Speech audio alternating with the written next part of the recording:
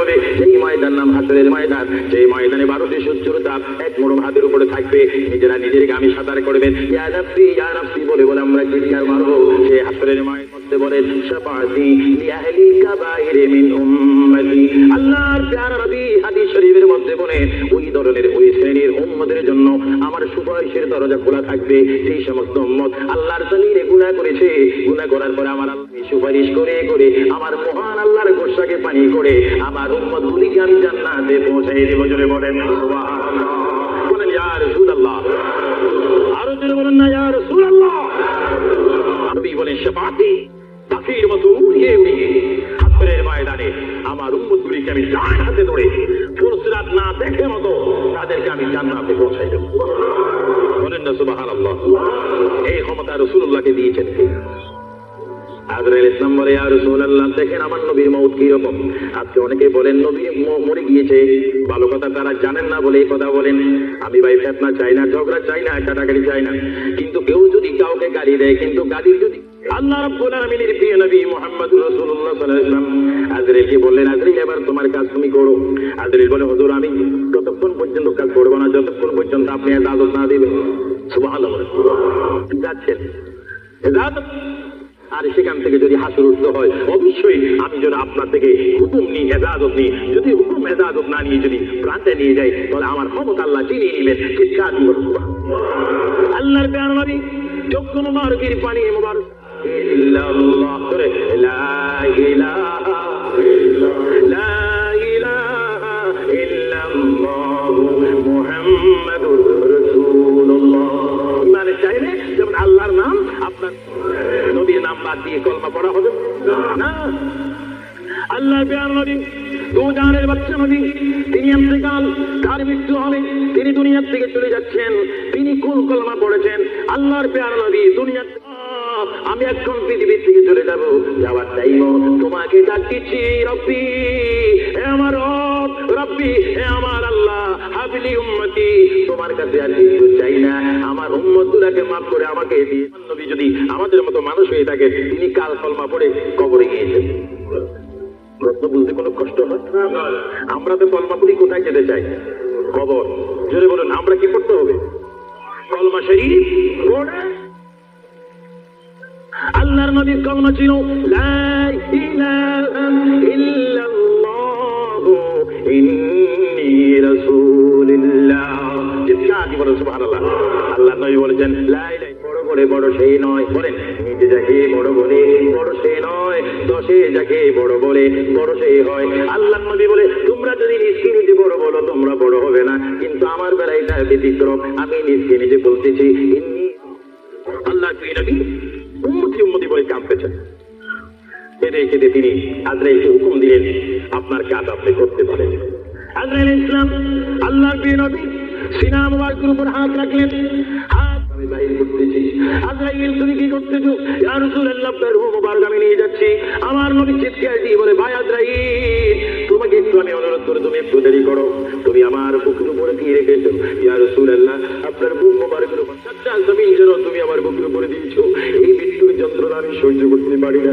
তবে তোমাকে আমি অনুরোধ করি আমার উম্মত গুনাহগার হবে, আমার উম্মত মতকার হবে, আমার উম্মত আমাকে না দেখে দেখে ইয়া নবী ইয়া রাসূল বলবে, আমার উম্মতরা তোমার এই কষ্ট সহ্য করতে তুমি আমাকে দিয়ে দাও, আমি নবী সহ্য করবো, তবু আমার উম্মত সহ্য করতে পারবে না। জোরে বলেন সুবহানাল্লাহ। আল্লাহ নবী কেঁদে কেঁদে যখন বলেন এই মুহূর্তে আজরাইল বলে ইয়া রাসূলুল্লাহ ইয়া হাবিবাল্লাহ আপনাকে আমি একটা কথা জানাই দিতে চাই যারা আপনারা আসে করবে না। ইয়া রাসূলুল্লাহ তাদের মধ্যে আল্লাহ এমন একটা ঈমানের স্পিরিট দিবে, তাদের সামনে যখন আমি চলে যাব চুম্বক চুম্বককে দেখলে যেমন ভাবে একে অপরকে আকর্ষণ করে, ইয়া রাসূলুল্লাহ এমনি ভাবে আপনারা আশিকদের রূহ আমি নেব, তারা নিজেও বলতে পারবে না। ময়দার বিদ্যুৎ থেকে উম্মতরা কলমা পড়তে পড়তে কবরের মধ্যে চলে আসবে। ধরে বলেন সুবহানাল্লাহ, আল্লাহু আকবার। আল্লাহর প্যারা নবী মুহাম্মদ রাসূলুল্লাহ রূহ মুবারক নেওয়া হলো। বুঝেন যদি নবীও চলে যেতে হয় সেখানে তো আপনার থাকা সব মানুষ আমার আপনার পর হবে, কিচ্ছু সঙ্গে যাবে না, একমাত্র রাসূলুল্লাহর সুন্নাত, আল্লাহর হুকুম, রাসূলুল্লাহর আদর্শ আমার আপনার কবর ও হাসরের নাজাতের ফয়সালা হবে। চিৎকার দিয়ে বলেন সুবহানাল্লাহ। আল্লামা শেখ আব্দুল মহাদিস এনেদিস মাদারিসুন নবুওয়াতের মধ্যে তিনি বলেন বিশ্বের শ্রেষ্ঠতম ক্লাস নম্বর 1 মহাদিস, যার সিনার মধ্যে লক্ষ লক্ষ হাদিস মুখস্থ ছিল। তিনি মাদারিসুন কত মাস মানে গেল? দ্বিতীয় তৃতীয় চতুর্থ পঞ্চম ষষ্ঠ, সপ্তম মাস মানে যখন চলে গেল, ওই সপ্তম মাস মানে যাওয়ার পরে আল্লাহ রাব্বুল আলামিন হাকামুল হাকিমিনের ওই পাঠানো আজরাইল তিনি চিৎকার দিলেন ফেরেশতাদের মহলের মধ্যে গিয়ে, ফেরেশতাদের কাছে গিয়ে তিনি একটা চিৎকার দিলেন, ফেরেশতা জানলে আমি সহ্য করতে পারছি না, তোমরা এই রোটা একটু গ্রহণ করো। ফেরেশতারা জবাব দিচ্ছে, হে আজরাইল, মুহাম্মদ রাসূলুল্লাহর রূহ মুবারক জায়গার মধ্যে গেলেন, কোনো জায়গা নেই। এইভাবে আজরাইল আরশ কুরসি লৌহ কলম সব জায়গার মধ্যে গেলেন, লাহুতে গেলেন, মালাকুতে গেলেন, রূহ মুবারক কোথাও রাখার আমার বন্ধুর রূহ মুবারক, বন্ধুর দেহ, বন্ধুর বডি তারা দ্বিতীয় কোনো জায়গা রাখেনি বন্ধুর রূহ মুবারক রাখার জন্য। হে আজরাইল, তুমি দেরি করো না, যে মদিনার থেকে সাহাবায়ে কেরামের সামনে বন্ধুর রূহ মুবারকটা নিয়ে এসেছো, আবার ওই জায়গায় কুনকা রূহ মুবারক আবার নিয়ে আসলো। রূহ মুবারক নিয়ে আসার পরে হযরত আব্বাস বলেন, হযরত আলী বলেন, হযরত ওমর বলেন, সাইয়েদনা আবু বকর সিদ্দিক বলেন, বিশেষ করে হযরত আব্বাস রাদিয়াল্লাহু তাআলা বলেন, আমি দেখতে পেলাম আল্লাহর নবী ওমরকে ডাক দিলাম, সাইয়েদনা আবু বকরকে ডাক দিলাম, হে সাহাবীরা তোমরা কেঁদো না, আল্লাহর নবী মরেন, আল্লাহর নবী মৃত্যুবরণ করতে পারে না, আল্লাহর নবী যদি মরে যায় আল্লাহর রহমত শেষ হয়ে যাবে। তোমরা দেখো আল্লাহর নবী যেন জবান মোবারকে কি জানি বলতেছে, হযরত আল্লাহর হাবিব সাহাবায়ে কেরাম চিৎকার মারি বলে, আল্লাহর নবী মরতে পারে না। আল্লাহর নবী কাফন মোবারকের কাপড় যখন একটু সরানো হলো, আমার নবী একটু মুস্কি হাসি দিলেন। সাইয়েদনা আবু বকর বলে, সাইয়েদনা আবু বকর সিদ্দিক বুঝে গেলেন আল্লাহর নবীকে গোসল দেওয়া হলো, সব কিছু দেওয়া হলো, জানাজা পড়াইয়ে ইমাম বিহীন আমাদের জানাজা পড়তে হয় ইমামের নেতৃত্বে।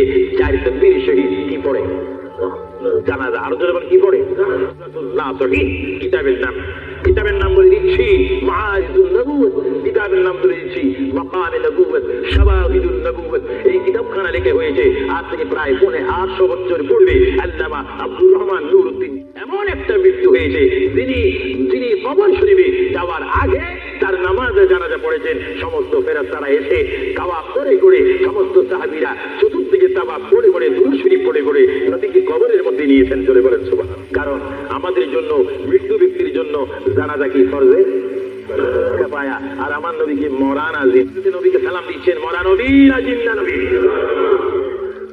এজন্য আমার মা বোনকে আমি বলবো, আমার বাবা থেকে বলবো, আমার নওজোয়ান ইসলামিক সেই সৈনিকদেরকে বলবো, আহলে সুন্নাত ওয়াল জামাতের কর্মী বাহিনীকে বলবো, আপনি ধারণা করবেন নবী আপনার সামনে, নবী আপনাকে দেখতেছে। যদি আপনি না দেখেন, এই চিন্তা অনুভব করে যদি আপনি নামাজ পড়ে, এই নামাজটা আপনার জন্য হয়ে যাবে মেরাজ এবং বেহেশতের তালা খোলার চাবি। চিৎকার কি বলেন সুবহানাল্লাহ। কোন কাদের জন্য মেরাজ? যারা নবী ওয়ালা হয়ে, নবীকে মহব্বত করে আল্লাহর হয়ে নামাজ পড়বে, সে নারী হোক আর পুরুষ হোক, তার জন্য ওই নামাজটা জান্নাতের দরজা খোলার চাবি হয়ে গেল। চিৎকার কি বলেন সুবহানাল্লাহ। মাওলানা মুহাম্মদ ওয়া আলা আলি সাইয়্যিদিনা, এটা জোরে জোরে মহব্বতে বলুন আল্লাহ।